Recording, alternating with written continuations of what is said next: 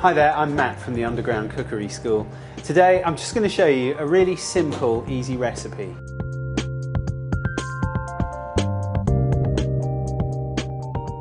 Hi there, I'm going to show you how to make vanilla ice cream, and I'm going to do it in one of these very simple, economical ice cream machines that make fantastic ice cream from Kenwood. Now, I've got some just full fat milk here, and whenever you cook, always use full fat, otherwise it's split. And that's going to go in a pan, and I'm going to heat that through. I've also got a vanilla pod here. Move all of these out the way so you can see. And I'm just going to slice lengthways down the pod. And we want to get all that vanilla out, so you just scrape using the back end of a knife. The pod goes in as well. There we go.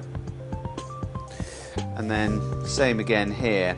And what's going to happen is over the next 5 or 6 minutes, not even, I'd say probably 2 or 3 minutes, the milk's going to come up to the boil, and then we're going to leave that just to for all those flavours to infuse for about 20 minutes. Now I want to just talk to you about the mechanics of how the whole process of making ice cream works, because when we've got the actual custard, because that's really what it is, and we're going to put it into this bowl, and what's going to happen is it's going to churn the ice cream and freeze at the same time. Now these particular ice cream machines, you have to put this part in the freezer for about 24 hours. It comes out, you put the custard in, it churns. That milk's come up to the boil now, so what I'll do is just take that off the heat, and I'm going to leave that for about 15 or 20 minutes for all those the flavour in the vanilla to infuse with the milk, so we really get you know, the maximum out of the vanilla pod. We're going to add sugar and yolks to that. We're going to churn it. When it thickens out, we're going to scrape it into a separate container and finish it off in the freezer. If it sounds a little confusing now, it will make perfect sense in a moment, trust me.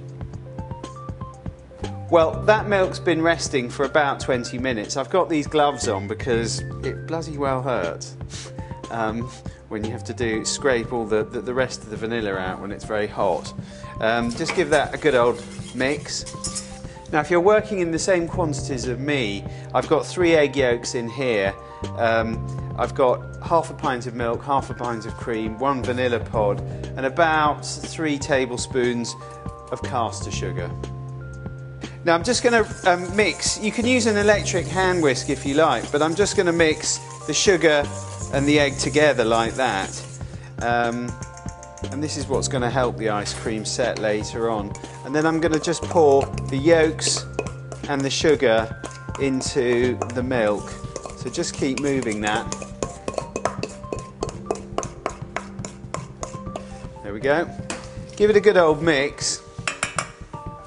And that's going to go back onto the hob. Now there's a reason why I use the wooden spoon, and I'm going to show you what why that is now.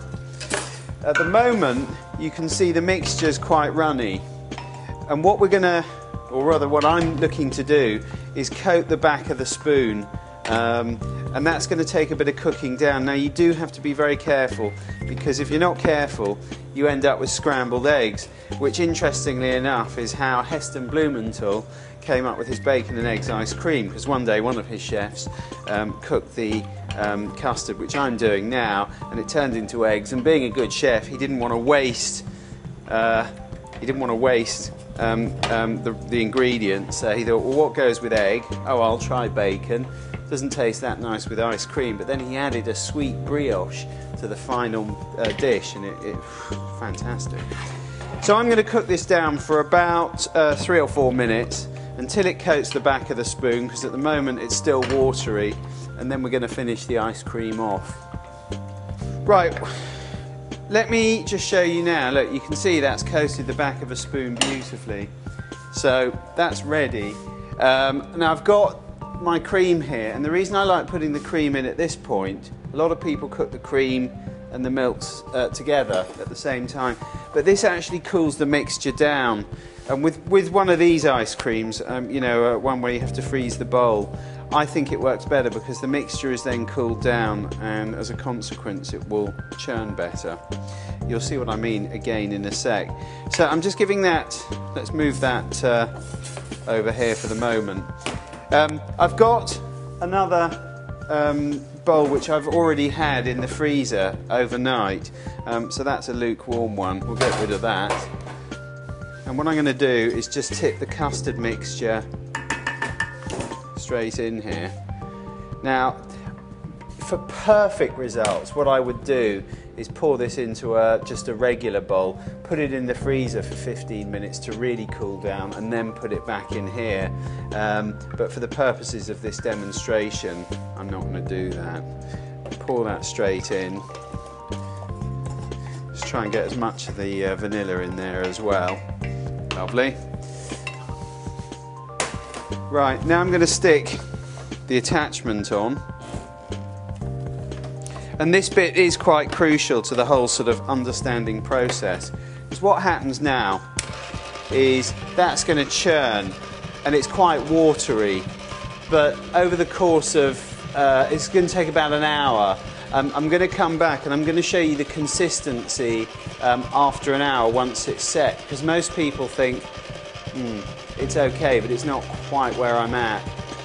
What they fail to realise is once you've got the stiffness of the ice cream having set, you still have to then freeze it in the freezer for 2 to 3 hours. So you've seen the texture of this now, and the mistake that most people make is they think, well, why isn't it setting like proper ice cream? The reality is you still need to finish it off in the freezer. So if I just I'm going to take the churner out as well, and as you can see, if we just put that straight in like that, scrape it all out. I'm going to scrape the whole lot in here. Now, I mean, this is, you know, well churned, as you can see, but I still think it needs another hour in the freezer before you can serve it. So I'm just going to show you that texture in an hour's time. And then we're done. But we've now got the perfect texture, and seriously, if you serve this up at home for friends and family, people will just groan with pleasure. Homemade ice cream, that's how you make it.